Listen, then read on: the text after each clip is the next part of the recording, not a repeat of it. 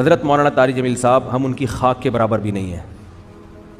ان سے اللہ نے جو ہدایت کا کام لیا اس کا 10واں حصہ بھی ہم نہیں کر سکے. بہت بڑے بزرگ ہیں، لیکن کوئی کتنا بھی بڑا عالم ہو اس سے مسٹیک ہو سکتی ہے. حضرت سے یہ غلطی ہوئی ہے. مولانا طارق جمیل صاحب پہ مجھے بہت ترس آتا ہے، کیونکہ میں ان کے مجاہدے جانتا ہوں، کیسے زندگی میں دولت کو لات ماری ہے انہوں نے، کیسے مجاہدوں میں ٹائم گزارا، پوری زندگی تبلیغ میں چل چل کے پہیا بن گئے. آج ہر دوسرا آدمی یہ لینڈ کروزر میں گھومتے ہیں، یہ بھائی وہ کروڑ پتی خاندان میں پیدا ہوئے ہیں، پھر بھی انہوں نے دولت کمائی نہیں، جو کچھ ملا باپ کی وراثت ہے.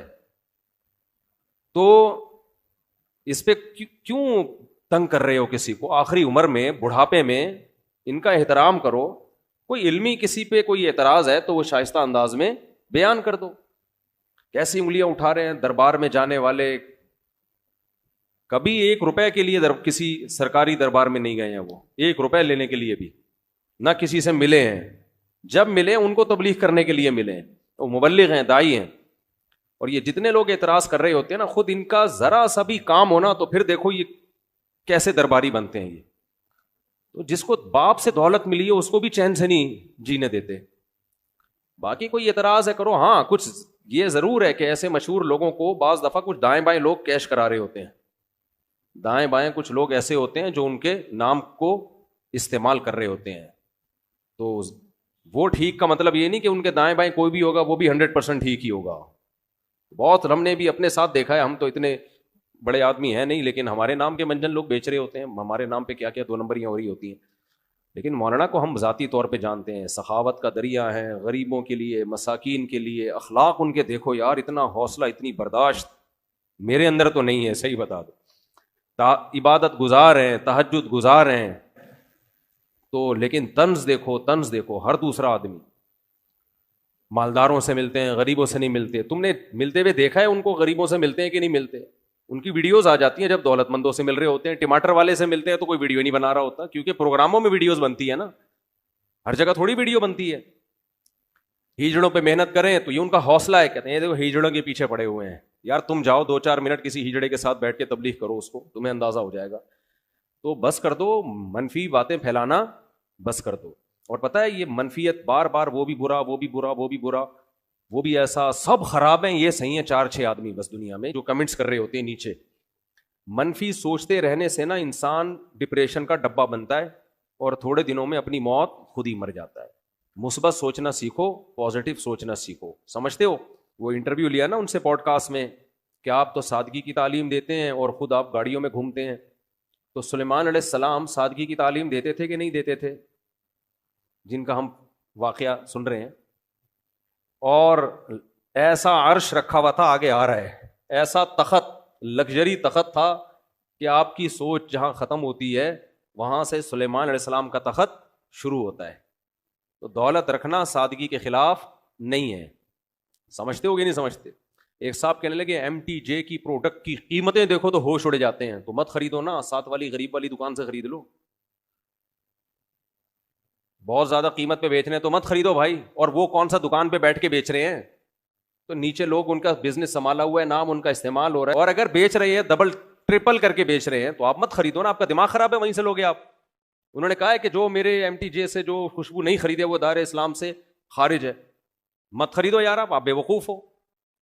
تو پرسنل لائف میں اس طرح سے، جو میں نہیں کہہ رہا وہ فرشتے ہیں ان سے غلطی نہیں ہو سکتی، کوئی علمی لحاظ سے کسی پر کوئی اشکال ہو تو مہذب طریقے سے کیا جا سکتا ہے، وہ ٹھیک ہے. وہ تو اللہ کے پیغمبر کے علاوہ کوئی بھی غلطی سے پاک نہیں ہے. حضرت مولانا طارق جمیل صاحب، ہم ان کی خاک کے برابر بھی نہیں ہیں. ان سے اللہ نے جو ہدایت کا کام لیا اس کا 10واں حصہ بھی ہم نہیں کر سکے. بہت بڑے بزرگ ہیں، لیکن کوئی کتنا بھی بڑا عالم ہو اس سے مسٹیک ہو سکتی ہے. حضرت سے یہ غلطی ہوئی ہے کہ انہوں نے ایک بھری محفل میں یہ بتایا کہ گاؤں میں ایک عورت کے 10 بچے تھے، تو میں نے اس عورت کو مشورہ دیا کہ آپریشن کر لو. چونکہ یہ ایک نجی مجلس میں بات ہوتی تو پھر تو میری کیا اوقات ان کے سامنے کہ میں ان کو غلطی پر تنبیہ کروں، میری تو کوئی اوقات نہیں ہے.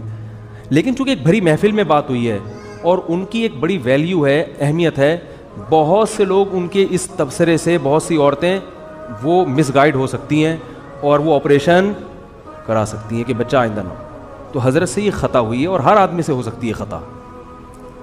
ہمیں بات وہ لینی ہے جو اللہ اس کے رسول کی ہے. بات آئیے سمجھ میں؟ 10 بچے بھی ہو جائیں 20 بھی ہو جائیں، عورت آپریشن، حضرت نے جو یہ ان کو مشورہ دیا نا اس گاؤں کی عورت کو، یہ غلط مشورہ دیا. غلطی ہوتی ہے، مجھ سے بھی ہوتی ہے، میں بڑی بڑی مسٹیک کرتا ہوں اور ہم سے تو زیادہ ہوتی ہے، ان سے کم ہوتی ہے، لیکن یہ بہت بڑی مسٹیک ہوئی ہے حضرت سے، جو کہ ہر ایک سے ہو سکتی ہے، لیکن یہ غلط ہے، حرام ہے. 10 کیا 15 بچے بھی ہو جائیں آپ حمل روکنے کے لیے آپریشن نہیں کر سکتے، نہ مرد نسبندی کر سکتا ہے. اس کی دلیل کیا ہے؟ دلیل اس کی یہ ہے کہ اللہ نے انسان کو اس کے جسم میں کانٹ چھانٹ کی اجازت نہیں دی ہے. خودکشی کیوں حرام ہے؟ آپ اپنے آپ کو مار نہیں سکتے. آنکھ پھوڑنا جائز ہے اپنی، کیونکہ آنکھ میں دیکھنے کی طاقت ہے. آپ کو یہ اجازت نہیں ہے کہ آپ اپنی آنکھ سے دیکھنے کی طاقت ختم کر دیں. کانوں میں اللہ نے سننے کی طاقت رکھی، آپ کان کی خودکشی نہیں کرا سکتے، یعنی جیسے اپنے آپ کو نہیں مار سکتے تو کسی عضو کو بھی نہیں مار سکتے آپ. بات آ رہی ہے سمجھ میں؟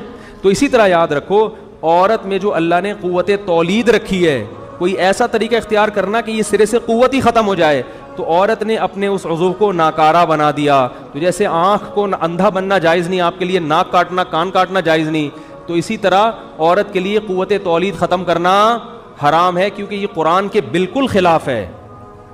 قرآن میں آتا ہے کہ شیطان نے یہ کہا کہ میں ان کو حکم دوں گا فَلَا يُغَيِّرُنَّ خَلْقَ اللَّهِ، اللہ یہ اتنے باغی ہو جائیں گے کہ تیری بنائی ہوئی تخلیق کو تبدیل کرنے شروع کر دیں گے. یہ یعنی تو نے جو جس ڈیزائن میں پیدا کیا ہوگا نا اس تخلیق کو کیا کر دیں گے یہ.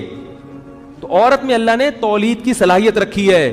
عورت وقتی طور پر حمل روکنے کی تدبیر اختیار کر سکتی ہے کسی ضرورت سے، جیسے صحابہ بھی کرتے تھے، لیکن قوت تولید کو کسی قیمت پہ ختم نہیں کر سکتی. یہ پھر اللہ کی بنائی ہوئی تخلیق کو کیا ہے، اور یہ سب کے نزدیک حرام. دیوبندی بھی علماء بھی حرام کہتے ہیں، بریلوی علماء بھی حرام کہتے ہیں، اہل حدیث بھی اس کو حرام کہتے ہیں، کہیں سے بھی فتویٰ لے لو.